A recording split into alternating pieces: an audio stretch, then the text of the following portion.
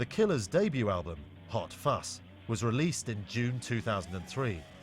It was an enormous success. The first time I heard Hot Fuss, I was at Ronnie's house and he brought me into his room, and it was at a party, so he just brought me aside and said, "Hey, you got to listen to this, man. We finished our album." So he put it in, and after hearing a few songs, I was blown away. And then when I heard all these things that I've done, it was amazing. It gave me goosebumps with the whole chorus at the end, the choir singing behind him. It was almost like a little mini journey throughout the song. It was very cool. I was very impressed.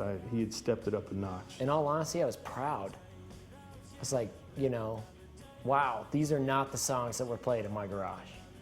I was very, very impressed. Speechless almost. Whenever Hot Fuss came out, I guarantee you that a majority of Las Vegas musicians and local bands ran to see what that was like. There were a few other bands that came out of Vegas that had, like, you know, the record labels backing them, and there was a couple other bands that got signed, but nothing really took off, you know. I was definitely blown away by it. I mean, it's a great album. The amazing thing about Hot Fuss is there's not one bad song on that album. It's one of those records that you can listen to from start to finish. Sure, there are radio singles on there, sure they did the music videos and whatnot, but ultimately that's a record that you can listen to through and through from start to finish, which again is a big accomplishment. I think they kind of set their own style and it worked, and their album is awesome. To me, that thing was filled with singles left and right, so that was a really, really, really strong album, and every market seemed to react to it, so they're huge all over the country now, all over the world, so kudos, guys.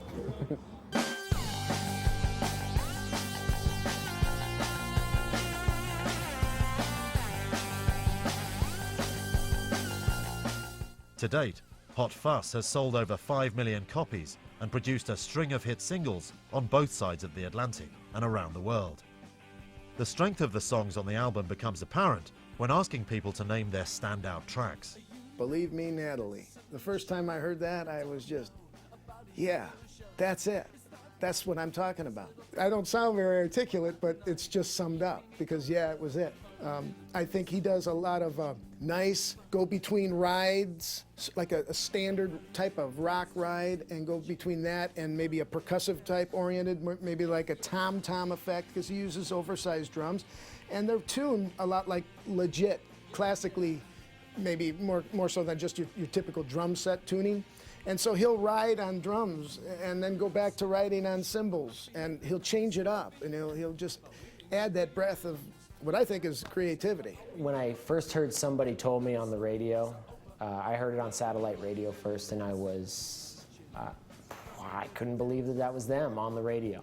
And that was getting airplay prior to the album coming out. But when I heard the album in its entirety and actually purchased it and heard it in its entirety, I think Mr. Brightside is still very solid. I think that's the song, because when they used to play that live, that was a song that would jump out at you. Mr. Brightside was one of the songs that, you know, that I had worked on him with originally on the demo. I mean, you know, that's just a given that song was going to be on there, because it's such a great song. And then Under the Gun, which came out, I think it was released on the European version, and then it eventually came over here in the States. But as far as everything else, none of those songs had made, you know, none of those songs were even in anything whenever I was with the band. Those were all, you know, that they had all worked together. Well, Mr. Brightside was a song that I was spinning here on the show as well, and that got a lot of attention, and I know that blew up for them when it was released. I mean, Jenny Was a Friend of Mine is just a great song. I mean, it's just got the great moving bass line and everything, and I mean, what was it? There was like, what, 4 or 5 singles that came off of that album. I mean, they really did. They nailed it. I mean, they wrote a great rock album. Somebody Told Me. I remember teaching a class in the summer, and it was a history of rock class, actually. And I played that track, or that track was played for me. The first time I heard that hook, the first thing out of my mouth was, this is a multi-million-dollar hook right here. Mr. Brightside's probably my favorite. It's a lot of people's favorites.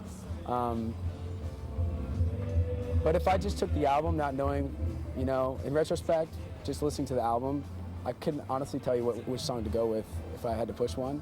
The songs that they were playing on the radio were familiar to me, and I ended up liking them before I even realized that it was them. So I felt like I actually really liked the band. It wasn't just because, you know, Ronnie's in the band, but because they're from Vegas. There's an old songs that they had before. I have their demo. I got a hold of their demo from before, and they're playing little clubs like this.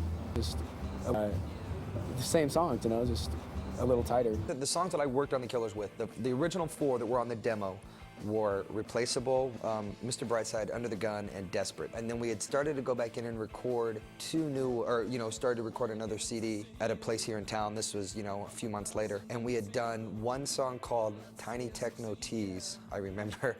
And I can't remember the name of the other one now, but those 2, I mean, they were nothing, you know, they weren't songs that ever became of any, that never transformed anything, to my knowledge, that I know of.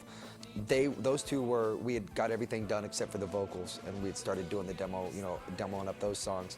I'm sure, looking back, would they have held up? I mean, of course they weren't, you know, all these things that I've done, or they weren't, you know, stuff like that. So I mean, and of course, you know, as somebody told me, you know, I'm sure they knew what they wanted. They chose the right songs to put on the album.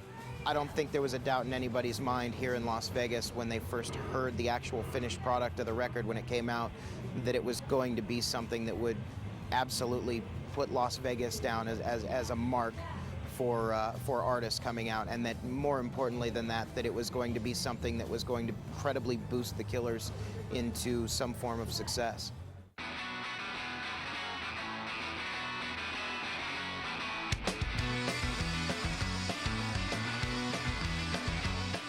Now internationally famous, the Killers are renowned for the glamorous image they present to their fans.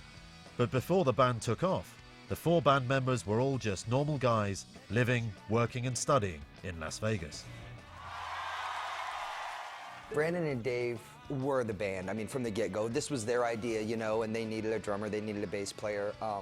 They definitely, you know, knew the direction they were going to do, knew what they had to do to get what they wanted. They weren't going to be happy just sitting around and being a local band. You know, they definitely were shooting for, you know, big-time rock stardom. I think Brandon definitely considers himself, you know, not just the front man, but the spokesperson. And Dave as well, I mean, because they were 2 of the original members. Brandon was like 19 or 20, I think 20. So, I mean, of course, you know, bar-wise, he couldn't hang out at the bars with us, you know. I mean, he was, you know, we had to play the gigs. He had to make sure he didn't get busted, you know, or anything, or he couldn't drink underage, you know, and all that stuff at the bars. I feel exactly the same as I did when I was 12 years old, honestly. I don't feel like I've changed at all. I'm like the Robert Plant that turned into Robert Tree. That's what I'm like. It's funny because Brandon and Dave kind of have that, you know, yin and yang to them. I mean, you could definitely tell that, you know, when they get on each other's nerves and all that stuff. But I mean, they really are, you know, the best of friends. They definitely, you know, have total respect for each other. You can see that. Mark, a nice guy and kind of quiet and very pensive at times. He studied here at UNLV, but he did not, I don't believe he majored in music. I believe he played in jazz band. I played trumpet in jazz band, not the top jazz band, I think the 2nd or 3rd, but regardless, he talented guy. He was a quiet guy, really laid back. I mean, from what the vibe I got from him, and he was wearing an At the Drive-In shirt, so in my opinion, he's got to be a good guy. When I was around them, I mean, that was in the year 2000, you know, 6 years ago. So how they are today compared to where they are then, I'm sure is night and day.